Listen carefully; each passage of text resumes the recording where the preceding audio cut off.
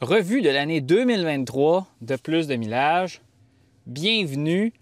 On va se lancer maintenant. Ce ne sera pas une très longue vidéo. On est le 31 décembre 2023, donc je suis un peu en retard sur notre revue de l'année, mais c'est pas grave. Vous allez probablement écouter cette vidéo soit dans l'après-midi du 31 décembre, le soir aussi, ou la semaine prochaine en 2024. C'est pas grave. Allons-y. Premièrement, merci à tout le monde qui se sont abonnés à Plus de Millage, même ceux qui ne se sont pas abonnés, merci de nous écouter. Évidemment, c'est super agréable de vous répondre dans les commentaires. C'est super intéressant de faire ces vidéos-là, puis on est content de vulgariser pour vous et vous livrer cette information-là. Si vous êtes curieux, en début janvier 2023, on avait 1800 abonnés environ, et aujourd'hui, on en a 6378. Donc, l'année 2023 a comme été une explosion pour Plus de Millage. On regarde ça, supposons 1800 à 6378, c'est une augmentation de plus de 4000 abonnés. Donc, c'est impressionnant. Ça, c'est... On peut pas... Moi et Gabriel, on ne peut pas vous dire merci. Il n'y a pas assez de merci, hein? 4000 quelque chose, 6378 merci. Alors, merci, je vous le redis encore une fois. Donc, c'est vraiment intéressant et ça nous pousse à continuer. Et aussi... Évidemment, hein, on vit dans un monde capitaliste. Plus nous avons d'abonnés, plus on a de la visibilité, plus nos courriels ou nos communications avec les constructeurs ont du poids lorsqu'ils nous répondent. Un exemple de notre progression dans notre crédibilité, c'est le véhicule dans lequel je m'assois, le Volkswagen D4, duquel j'ai fait 3-4 vidéos durant le temps des fêtes. Volkswagen me l'a prêté pendant 2 semaines. C'est pas à tout le monde qui font ça. Je vais avoir roulé beaucoup avec. Fait que vous comprenez un peu. C'est pas Volkswagen ne me paye pas pour faire ces vidéos-là. Il prête le véhicule comme il prête le véhicule à n'importe quel journaliste / chroniqueur, mais quand même, dans le fond, Volkswagen Canada était content de me le prêter, même si c'est eux qui l'ont proposé. Donc, vous voyez, notre travail ensemble, vous et moi et Gabriel, ça a un impact, puis l'impact est réel. Petite revue rapide de 2023 qui a été comme probablement notre meilleure année. C'est un peu logique. Si vous voulez savoir la vidéo le plus écoutée de Plus de Millage, il a été fait en 2023. Regardez, j'ai mon ordinateur portable ici. Là. Supposons, là, quelle vidéo intéressante qu'on a sortie en 2023? On a commencé l'année avec le défi 500 km du Polestar 2 traction, un défi 500 km que j'ai adoré faire. 5000 vues, mais bon, regardez, ça, c'est quelque chose qui était super intéressant. Ensuite, on a essayé... Qu'est-ce qu'on a essayé? Mazda 3 Sport GT, vidéo qui a bien faite aussi. Ça a bien fait chez les jeunes, des gens un peu plus jeunes que moi et Gabriel, là, autour de 20-25 ans. Ça fait du sens. Ensuite, le vidéo maintenant le plus écouté de Plus de Millage qui a battu le Volkswagen ID4 puis les superchargeurs Tesla disponibles là, avec les véhicules équipés du port CCS. Le défi 500 km du modèle Y par temps froid qui avait fait un excellent temps à moins 17 degrés Celsius. Une vidéo de 27 500 vues. Et cette vidéo-là est comme revenu dans l'algorithme YouTube récemment. Puis là, il est parti pour la gloire. Il fait des vues. Mais c'est un bon vidéo aussi. Là. Ça montre comment que le modèle Y est relativement efficace, là, même l'hiver. C'est un bon vidéo. Beaucoup de gens de la France nous envoient des commentaires sur cette vidéo-là, l'écoutent, sont intéressés. Merci de votre écoute. Pour cela, j'ai vraiment eu du plaisir à faire ça au mois de mars l'année dernière. C'était bien. Ensuite, qu'est-ce qu'on a fait d'autre qui était super intéressant? Gabriel a essayé le Toyota BZ4X, une vidéo qui fait très bien aussi. C'était intéressant comme revue. Le RAV4 Prime. Le RAV4 Prime, hein? Gabriel aussi a essayé le RAV4 Prime, qui est le saint graal pour lui de la voiture hybride branchable, peu importe. Pour moi, c'est sans intérêt, le RAV4 Prime. Mais regardez, si vous voulez savoir une autre vidéo que j'ai adoré faire, mais ça, c'est plus personnel, une vidéo qui n'a pas vraiment fait beaucoup de vues, c'est lorsque je suis allé dans les Rocheuses au Colorado avec une Tesla Model 3 de location. Évidemment, c'était la nuit, on ne voyait pas grand-chose. C'est un peu logique, mais moi, ce petit parcours-là, aller-retour, monter les montagnes, hein, quasiment 3000 mètres d'altitude, j'ai vraiment adoré faire ce petit road trip-là. Donc ça, c'est une vidéo que j'ai vraiment aimée. Évidemment, elle n'a pas fait beaucoup de vues, on s'en fout, c'est pas important. Hein. Mais ça, c'est pour moi, là, on me dit, Alexandre, c'était quoi ton meilleur moment? De tournage, c'était celui-là, c'était vraiment agréable. C'était en plein milieu de la nuit, j'étais un peu fatigué. C'était bien.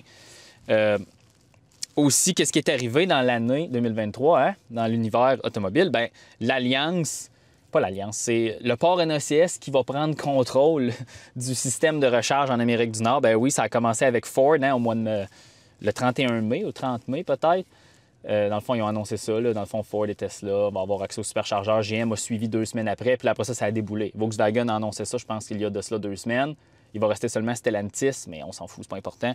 Mais c'est fait. Hein? Maintenant, en plus, le port NACS a un numéro de norme SAE, c'est le SAE J3400, 3400, hein, comme J1772, ou en tout cas l'autre, le port AC, mais c'est une vraie norme maintenant là, pour l'Amérique du Nord. Donc, SAE J3400 pour le port NACS. Si vous ne voulez pas utiliser le nom que Tesla utilise, vous l'avez ici, je vous le donne.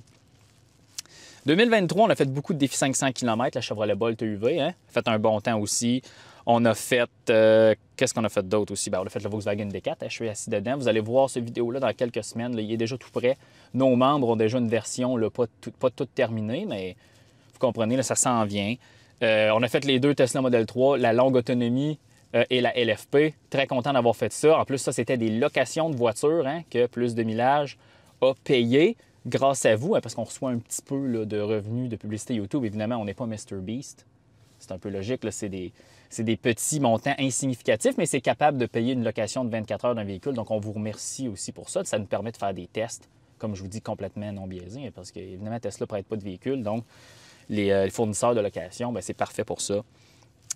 J'ai essayé une voiture que j'avais jamais essayée, que j'avais toujours essayé, la Miata. Hein? Enfin, c'est pas une voiture électrique, mais c'est une vidéo qui est bien faite. C'était le fun. J'ai adoré. La Miata, c'est une voiture que j'aime beaucoup, une voiture légère, frugale, mais super plaisante. Quelque chose que j'ai apprécié aussi. Aussi, JN Auto, hein, un de nos commanditaires qui participe à Plus de Millage, m'a prêté pendant une semaine un F-150 Lightning courte autonomie, que moi et Gabriel, on a réellement été impressionnés par le véhicule. On n'est pas en train de dire que le F-150 Lightning, c'est la solution à tous les maux de l'univers. Mais comme véhicule, je pourrais dire un mot en anglais, lifestyle, hein, c'est un peu comme... Moi, je compare ça au Jeep Wrangler.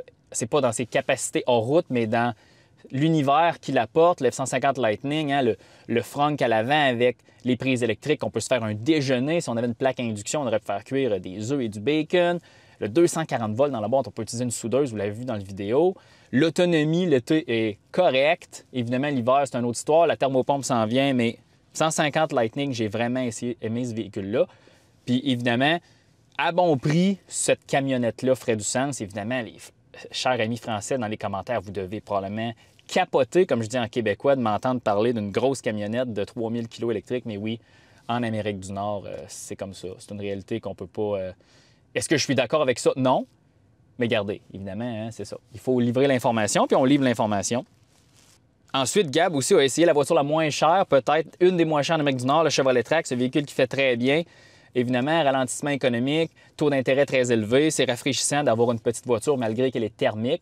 Petite voiture avec un moteur 3 cylindres relativement légère. Évidemment, pour nous en Amérique du Nord, c'est un style de VUS. C'est peut-être pas quelque chose que les Européens sont habitués, mais tant mieux, on a pu essayer des voitures moins chères. Puis pour clore l'année, qu'est-ce qui s'est passé? Bien évidemment, le 1er décembre, on a sorti notre analyse technique du Cybertruck, que je ne sais pas si on va être capable d'en essayer en 2024. Évidemment, Tesla ne prête pas de véhicule. Il en prête, là, Kyle Connor de Out of Spec Reviews s'en va justement aujourd'hui tester le Cybertruck, va recharger avec tout ça. Mais Tesla fonctionne vraiment d'un point de vue, les influenceurs les plus populaires dans leur univers, ils vont les laisser les essayer. Puis on ne se cachera pas que si on essaie un Cybertruck, ça va être une personne très, très, très, très gentille et généreuse qui va nous le prêter en 2024 au Québec ou en Ontario. Est-ce que ça va arriver? C'est probable. En 2025, c'est probablement sûr, mais regardez, on ne peut pas rien vous promettre. Le Cybertruck, ce n'est pas un véhicule qui va être produit beaucoup à grande échelle. C'est un véhicule très cher qui va être relativement très rare. Donc, on ne vous promet rien, mais regardez, tout est possible. Tout est possible. Ensuite, là, puis pour clore l'année, qu'est-ce qu'on a fait? Bien évidemment, le ID4, là, on vous prépare 3 vidéos. Le défi 500 km, la revue complète. Et aussi, on répond... Vous m'avez posé des questions sur les ID4 lorsque j'avais dit que je l'avais. Bien, je réponds justement à vos questions. Là, chacun d'entre vous, là, vos questions seront répondues. Tous les vidéos sont maintenant montées. Il ne reste qu'à les mettre publiques sur YouTube. Ça s'en vient très rapidement. Et pour ce qui est de 2024, où est-ce qu'on s'en va? On va finir la vidéo bientôt. Bien là, pour l'instant, on n'a aucune voiture de presse de réservée. C'est juste que dans le fond, là, pour le travail, je vais avoir à voyager beaucoup en janvier-février. Ça va amener peut-être des voitures de location intéressantes. Donc ça, c'est à suivre. Mais ça s'en vient. Là. Regardez, GM est encore avec nous. Volkswagen, on voit clairement que ça va bien. Fait que je vais essayer de parler à Volkswagen, qu'est-ce qu'on pourrait faire, ID Buzz, ID7, voir qu'est-ce qui se passe avec ça. Je vais essayer de les pousser plus, là, voir en fonction du feedback là, par rapport à ce qu'on a fait avec les ID4. Ensuite, Kia, on a essayé le Celtos, c'est pas vraiment important, mais c'est toujours là, comme l'essai, le premier jet qu'on leur fait pour montrer qu'on est professionnel et factuel. Mais là, avec ce qui se passe, avec le scandale Kia qui ne veulent pas livrer de véhicules avant la fin de l'année, c'est drôle, j'ai envoyé plusieurs courriels à Kia dans les dernières 2 semaines, puis silence radio. Je ne sais pas ce qui se passe. C'est peut-être nous, je ne sais pas. Pourtant, notre revue était honnête. Puis évidemment, moi, j'ai pas sugarcoat, comme on dit. J'ai dit la vérité sur ce véhicule-là. Je ne sais pas ce qui se passe avec Kia, j'en ai aucune idée. Évidemment, Hyundai, je ne sais pas ce qui se passe avec vous, le Hyundai. On va essayer le Ioniq 5. Aussi, on va essayer de travailler avec Toyota. Là, on a des premiers contacts avec Toyota. On a eu des réponses de courriel, ça s'en vient. On va peut-être réussir à craquer la muraille Toyota. Et ça va venir, mais ne vous inquiétez pas, la cadence de vidéo va rester la même. La qualité ne fait qu'augmenter. Et espérant que vous avez aimé, évidemment, le contenu va toujours être 80-90% électrique. Puis lorsqu'on se fait proposer des véhicules thermiques puis qu'on a le temps, ben oui, on les essaie. On ne cherche pas à essayer nécessairement les véhicules thermiques, mais lorsqu'ils nous le sont proposés ou lorsqu'on nous dit « Si tu veux essayer un véhicule électrique, il faut que tu essaies un thermique avant », bien évidemment, on le fait. Et c'est pour ça souvent que vous voyez des véhicules thermiques sur la chaîne. Et c'est pas mal ça.